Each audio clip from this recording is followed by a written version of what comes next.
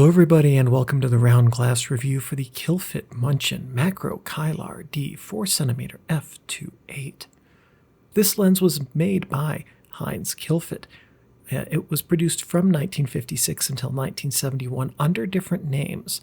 The 4cm f2.8 camera bow Anstalt Vaduz Kilfitt Makro-Kilar D was the first.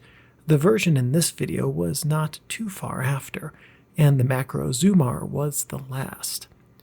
If your lens indicates that it was made in Liechtenstein, it was one of the first of this model, as production moved to Munich in 1958.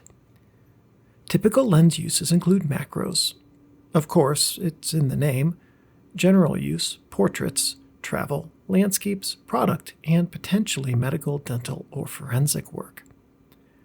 For your bottom line up front, this lens came in two major variants, the E and D. The E was a single extension lens that reached 1 to 2 magnification. The D is a double extension lens that reaches a closest focus of 5 centimeters for 1 to 1.1 magnification.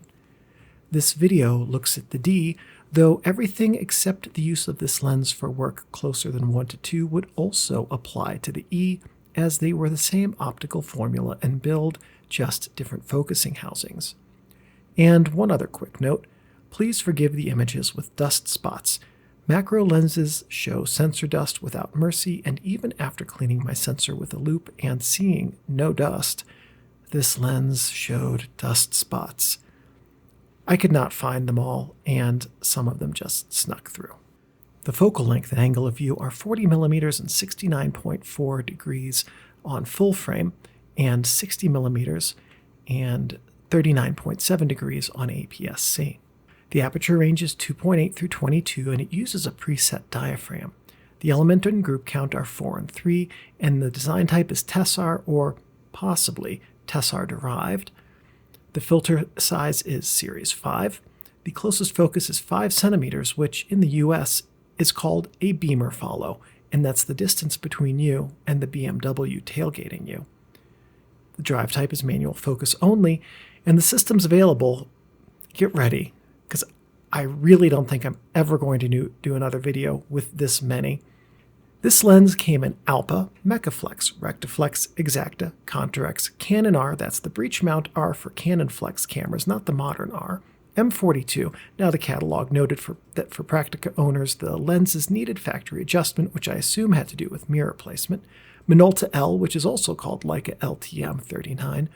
Miranda, C-mount, which is a motion cine reflex mount. Camex reflex, Niso reflex, and RES.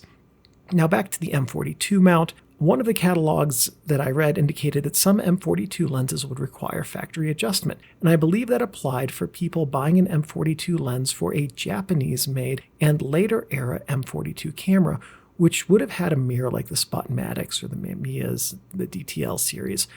And those had mirrors that were closer to the lens mount than did the, for instance, the Adixa that I bought that had this lens on it.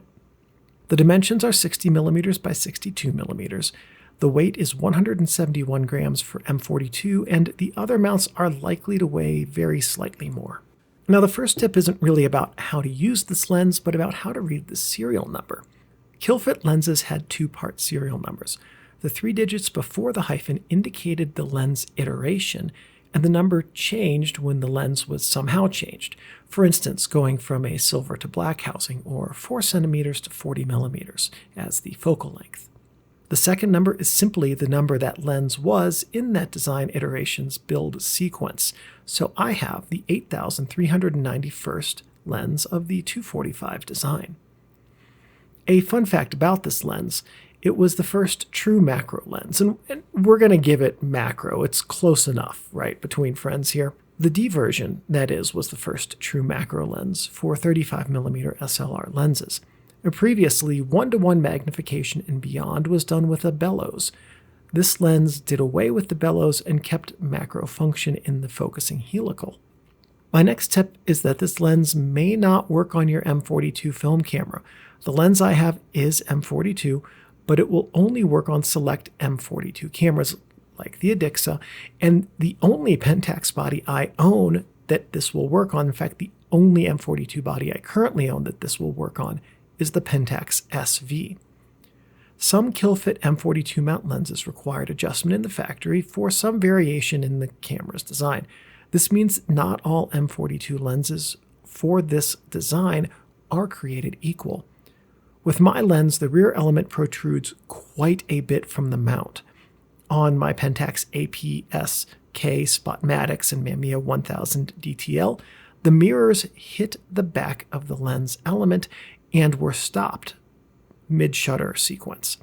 On the Mamiya, that led to the lens jamming the camera's mirror and shutter mechanism, which took some fiddling with the mechanism to undo. So check to make sure if you want to use this on a film camera that it will work with your M42 or other M42 to whichever mount adapted camera that you're going to use. This applies to things like Pentax K-mount SLRs with an M42 to K adapter. Also, for DSLRs, this will be a problem. So this issue, by the way, about the rear element protruding is why I have very few film photos with this lens, because I didn't discover that I actually had a camera which it could work on until the last week of production for this video. Preset lenses are great to use, especially for videographers if you want to close the aperture to a set point during a shot. If you've never used a preset lens before, basically you set an aperture governor, which is the aperture you want for your photograph or video shot. And then you set the aperture itself to wide open, focus, dial in your shutter speed based on whatever exposure calculations you have, and then right before you take the picture, you close the aperture until it stops, which is to say it reaches the governor ring, and if that governor position is set correctly, the aperture will close to the correct point. This does mean that lens stops are generally limited to full stops. However, when actually closing down the lens aperture, it's stepless, and if you close it smoothly and slowly enough, then you can maintain a consistent exposure value during a video shot. And being stepless, you can also hold the lens aperture between two stops and get something that's either a half or a third or a quarter or whatever between those. This lens's focusing ring has multiple number sets. Let's go through them. The only spot on the lens that has all 4 rows is the closest focus point, so we're going to read that and we're going to start at the top. 3.5x is the exposure factor in stops. So if an infinity focus image at f16 requires a 1/125th of a second shutter speed, racking the lens all the way in the same lighting means you need an adjusted shutter speed of approximately 1/12th of a second, or you need to open the lens to f4.5 instead. That stems from the rule of inverse squares and the substantial light drop-off that occurs as a lens is focused outward. This is exaggerated in macro lenses due to the significantly greater focus rack needed to obtain macro-level magnification. 1 to 1.1 is the reproduction ratio, which is 90% of life size. We'll see what this means in about 12 seconds when I discuss macro adapters for mirrorless shooters. 2 inches is the distance in the US customary units from the front lens element to the subject. 0.05 is that same distance in meters, which is 5 centimeters, 50 millimeters. And yes, the lens is recessed in the housing by about 38 millimeters, so the closest focus working distance from the front of the lens housing is 12 millimeters. My next tip is that you do not need a macro adapter for this on your mirrorless camera. This is talking specifically about the D version. However, a macro adapter can provide a modest macro boost. Here's a photo taken at the lens's closest focus of a millimeter scale on a ruler.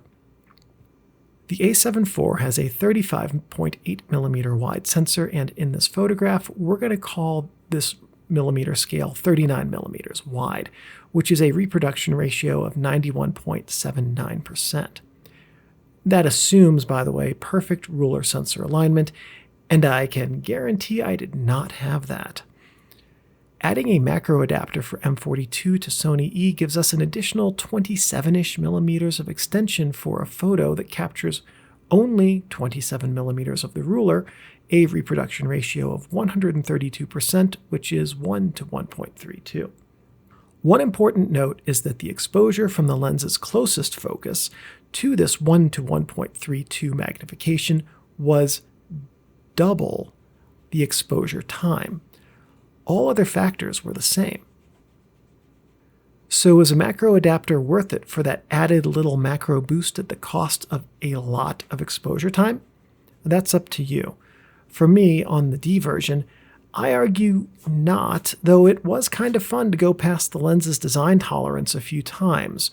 One other note is that beyond the design tolerance, this lens creates very soft images very quickly, so that's another macro adapter trade-off. If you have the E version, then a macro adapter may be fine and beneficial because that gets you closer to 1.1 without actually reaching it, and your lens will still perform well within the design tolerances. Here are a couple of real-world examples of closest focus and closest focus with a macro adapter racked all the way out. The aperture on these shots is the same, but I did have to slightly reposition the camera for focus. As these samples show, racking this lens out an additional 27-ish millimeters doesn't add much magnification for subjects without size reference, but does add a lot of added softness and some strange focal plane weirdness. This lens was designed as an all-around do-everything lens. 40mm is a fine generalist lens, and the macro focus lets this be used for very close focus work such as portraits and, of course, macro photos. As a portrait lens, this has potential, especially on M43. This lens has peak or near peak sharpness at a distance of about a meter based on the photos that I took with it, and that's especially when you balance sharpness with depth of field. As a macro lens, you will need to stop this lens down a lot.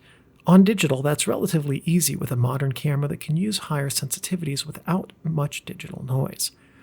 Indoor macro work will require stabilization and ample light.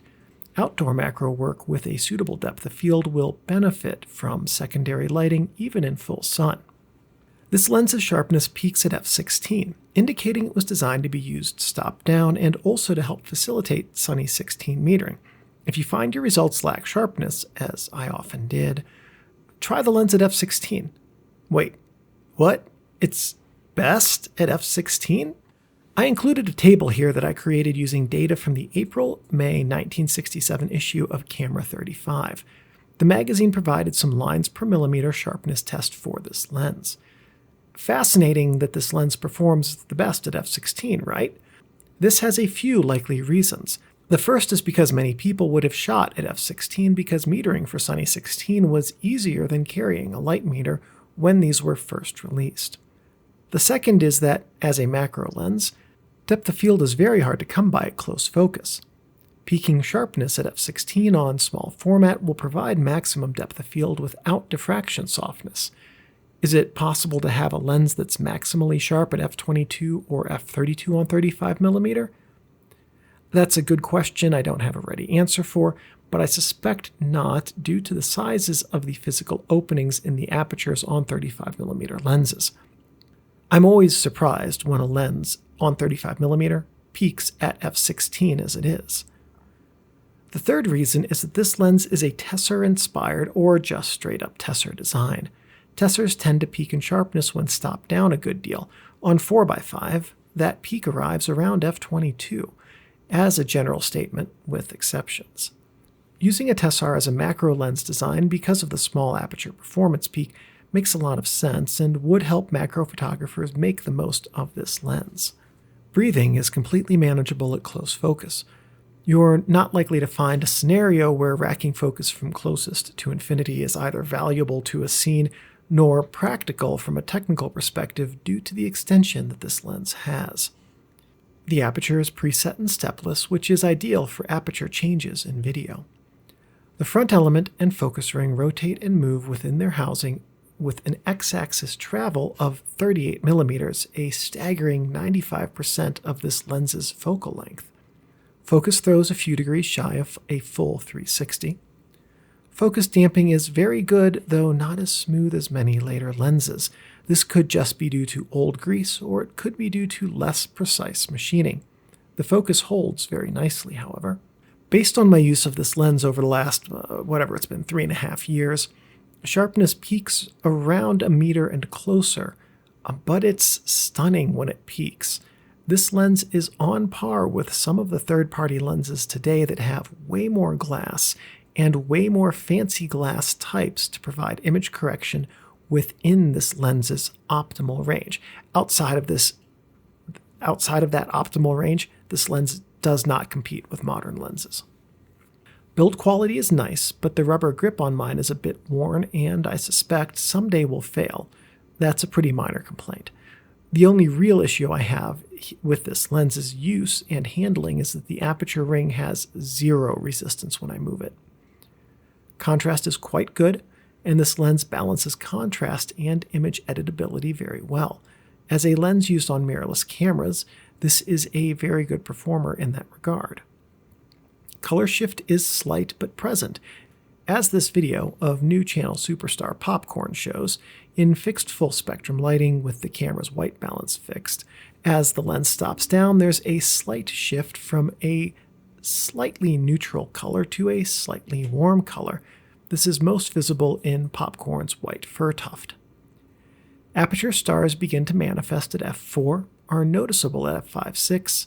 From f11 to f22, aperture stars are quite stunning. Out of focus areas need to have less coffee because they are jittery and spastic, but not all the time. The out of focus area characteristics will depend on things like your subject background distance, background illumination and uniformity, and also the focal plane and background angle, as backgrounds that have deep depths of field relative to focus distance have more pleasing out of focus area characteristics. Barrel distortion along the sides and top is present, and when photographing graph paper, it's noticeable, but it's not going to affect your images in real-life settings unless you have straight lines at the image peripheries. Interestingly, along the bottom, the lens also exhibits pincushion distortion. Light loss is apparent across apertures when photographing a white screen up close with the lens at infinity focus. In practical application and real-world use, the effect is quite pleasant for most situations. Flare is of limited concern due to this lens's deep recess. I experienced it rarely and only when the sun was at very specific angles just barely outside of the frame with the camera pointing in the sun's direction. Ghosting, as with flaring, is very hard to achieve, and I managed it once.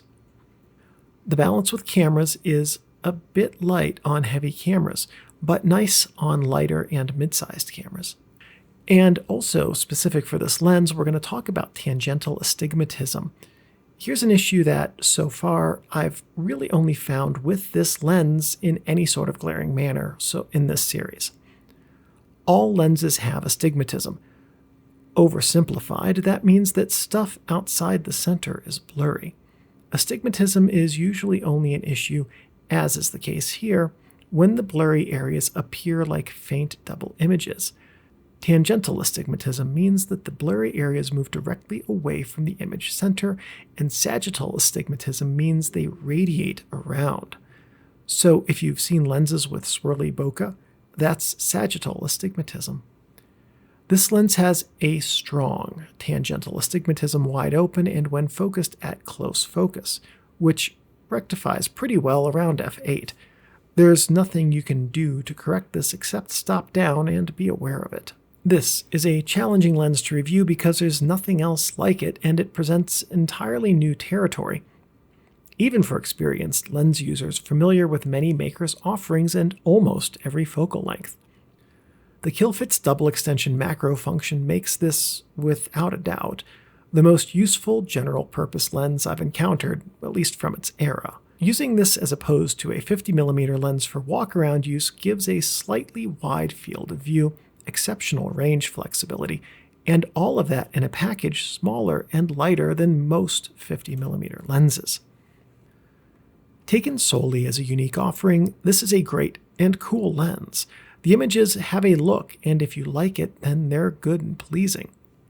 I'm a bit lukewarm on this lens, honestly, because it takes lovely photos, but it's a bit hard to use. I also, as a personal preference, don't like owning particularly rare or valuable camera gear. I'm not a collector, and lenses like this belong in the hands of a collector who will use it. The Kilfitt 40mm, or in this case 4cm, f2.8 Makro-Kilar D is rather like a cormorant among a flock of geese. It doesn't really belong, and it can do a lot that the others can, but at first blush, it kind of maybe looks like the rest. But the unfortunate truth about this lens is that, yes, in the 50s, this was a lens that would have been exceptional and high-end. By today's standards, however, it only really holds up to the image quality of consumer-grade offerings, at least across most of its range. What sets this lens apart from anything else on the market today, however, is the value it has in history, the exceptional magnification it offers without assistance, and the increased usability that mirrorless shooters can have with this, especially if that added macro boost from a focusing adapter is desired.